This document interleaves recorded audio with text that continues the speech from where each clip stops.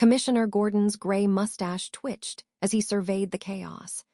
Unconscious patrons sprawled across expensive furniture, the acrid smell of that pale green gas still lingering despite the ventilation.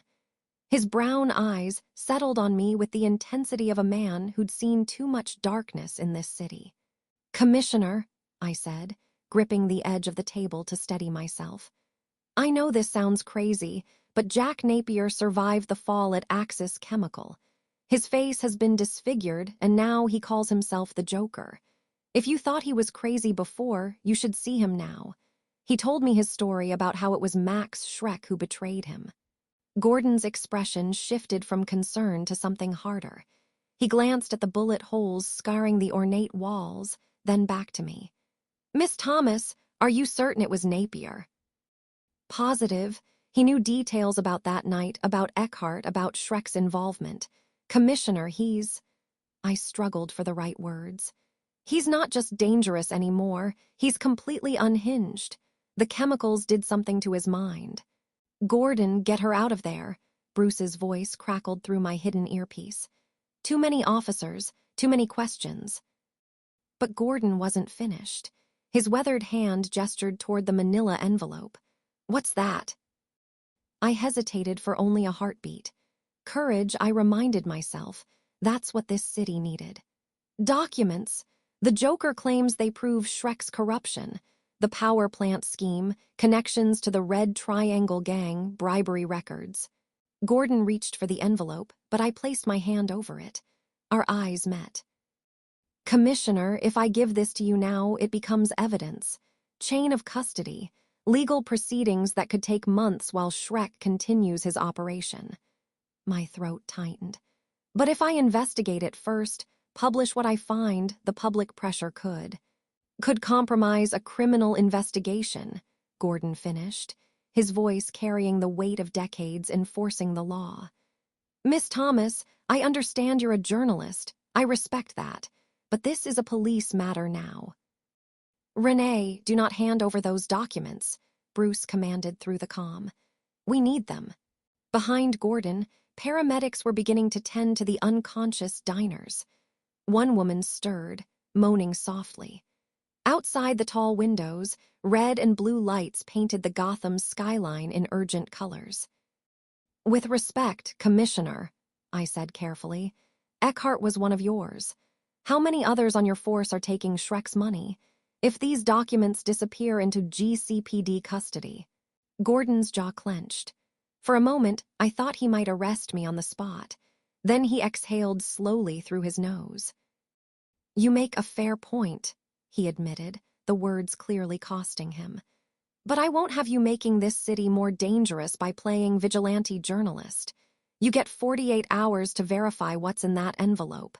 Then you bring everything to me, originals and copies. Understood?" I nodded, relief flooding through me. "Understood. And Miss Thomas," Gordon's expression softened slightly, "be careful. If Napier's really alive and thinks you're his messenger, you've just painted a target on your back." He moved away to coordinate with his officers, and I quickly tucked the envelope into my bag. My hands trembled slightly. The Joker's final words echoed in my mind. That red vigilante, the Crimson Claw, tell her she's got style. How much did he know?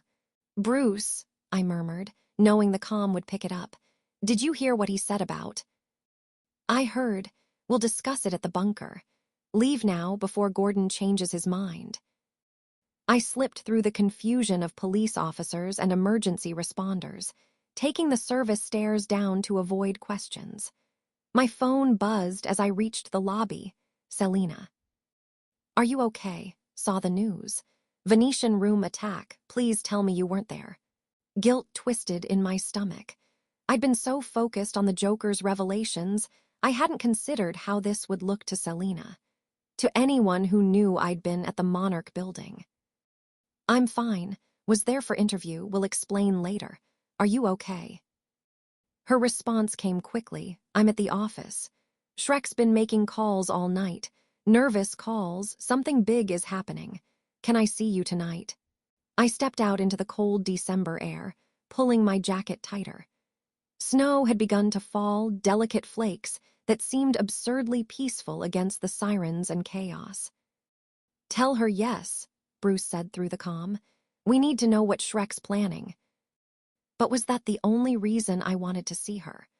Or was I using the investigation as an excuse to be near the blonde woman with sparkling blue eyes who made my heart race in ways that had nothing to do with danger? "My place at 8, I texted back. "I'll cook." As I walked toward the nearest subway station, I caught my reflection in a shop window. Dark hair disheveled, hazel eyes carrying shadows, that dimpled smile nowhere to be found. I looked like someone who just sat across from a monster and survived. My phone buzzed again. Vicky Vale this time. "Call ME. Editor wants full story on Joker attack. You're the only reporter who was inside." The envelope in my bag felt heavy with secrets and consequences. Inside were answers about Shrek, evidence that could bring him down.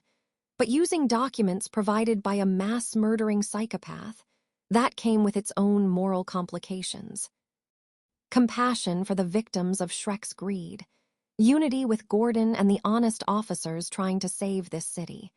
Courage to face the truth, whatever it revealed. But also courage to face what was growing between Selina and me. Something real and dangerous, and entirely unplanned. The subway entrance yawned before me, and somewhere in the distance, I heard the distinctive calliope music of the Red Triangle Gang. They were moving again, emboldened by chaos. Gotham was fracturing, and I stood at the center holding secrets that could shatter it completely.